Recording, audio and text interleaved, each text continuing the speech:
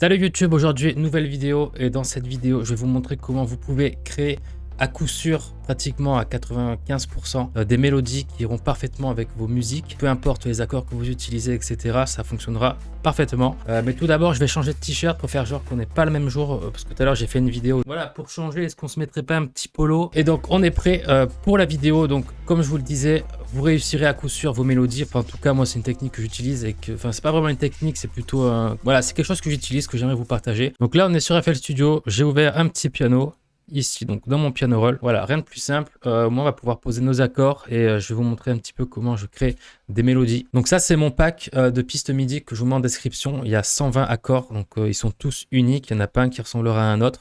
120 accords, c'est dans la description pour ceux qui s'intéressent. Il y a même un pack de démos, donc qui est totalement gratuit. Vous pouvez aller récupérer le vôtre juste en dessous. On revient à la vidéo. Je vous montre comment créer des mélodies qui iront avec n'importe quel accord. Enfin, plutôt partir d'un accord pour créer la mélodie, parce qu'évidemment, voilà. Donc imaginons ici, je vais dans les D majeur, je prends cet accord que je balance ici.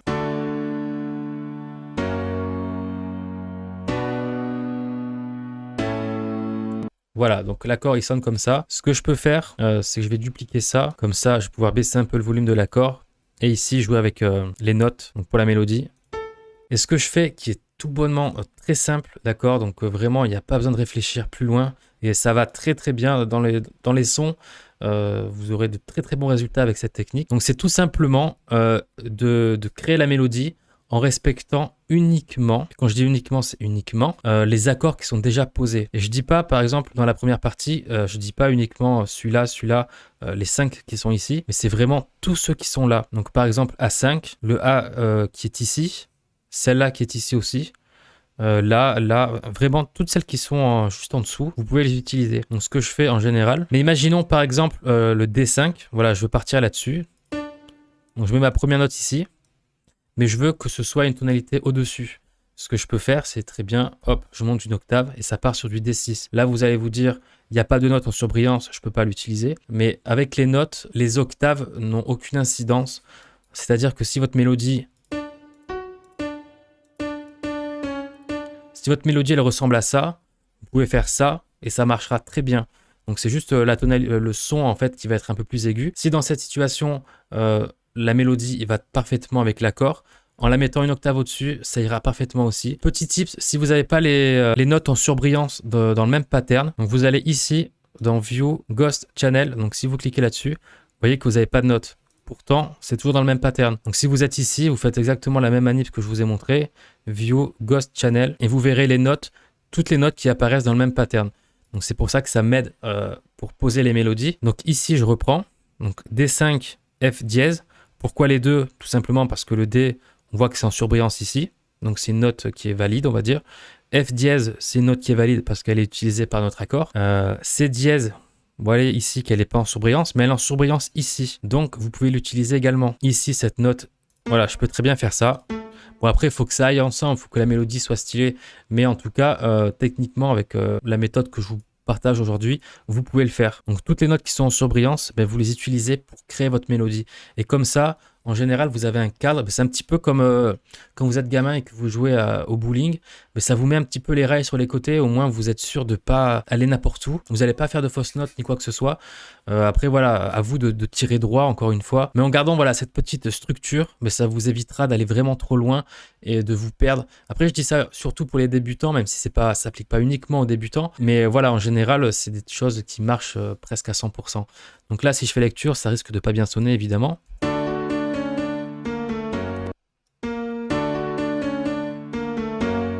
Vous voyez, là, bon, j'aime pas la mélodie, mais c'est toujours en accord avec l'accord, du coup. Il n'y a pas de fausse note. Donc, on va essayer de faire en live une petite démonstration. Et c'est pour ça qu'à chaque fois dans les vidéos, je vous le dis, passez du temps, faites des accords qui sont très beaux.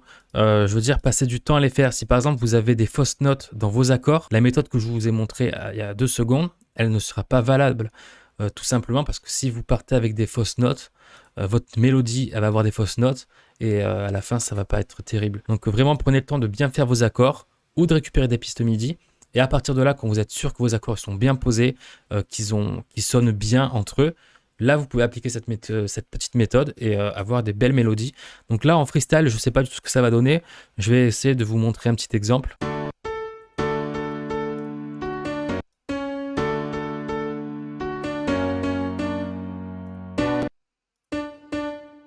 Là, j'ai mis D5 parce que, bon, je ne vais pas tout vous expliquer, je pense que vous avez compris. Mais voilà, je suis obligé un petit peu de commenter ce que je fais.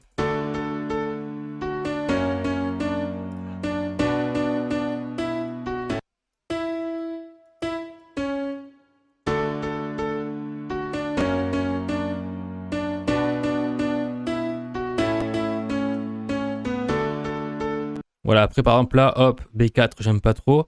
On monte ici. On peut faire, hop, repartir là-dessus.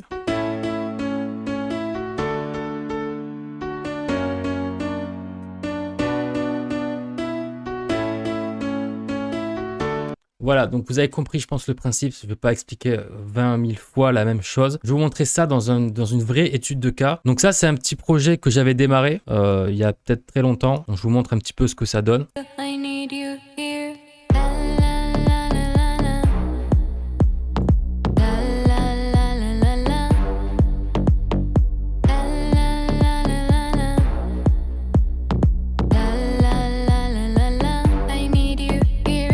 Voilà pour cette petite démonstration. Donc là, on a des accords qui sont ici. Donc hop, mes accords sont là. Il y a mes lignes de basse qui sont juste en dessous. Donc je vous montre vite fait.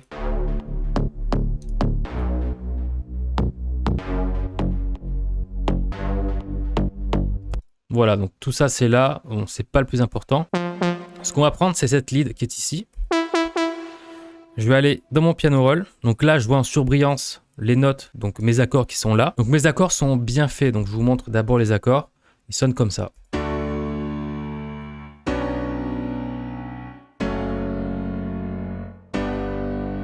Donc voilà, si vous voulez des bons accords comme ceci, dans la description, vous retrouverez un petit pack. Voilà, je le redis un petit peu, mais franchement, c'est une petite mine d'or.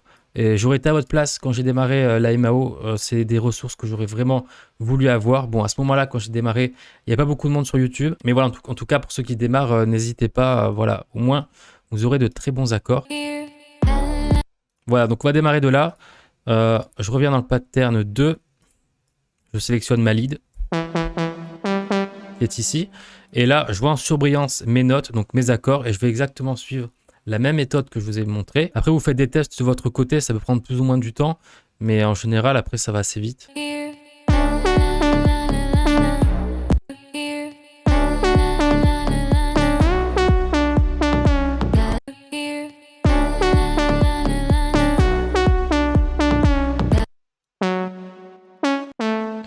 Hop, là, on descend peut-être là, ici.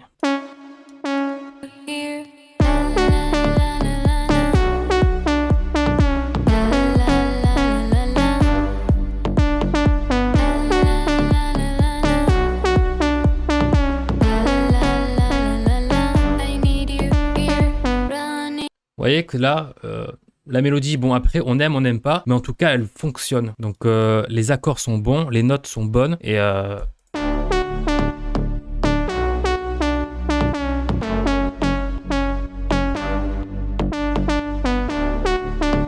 après, voilà, si ça vous plaît pas, on peut très bien faire autrement. Ouais, on peut peut-être, je sais pas.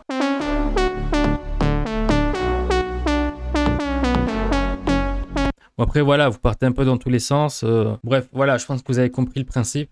C'est une méthode que j'utilise pas mal, qui a fait ses preuves, qui est très bonne.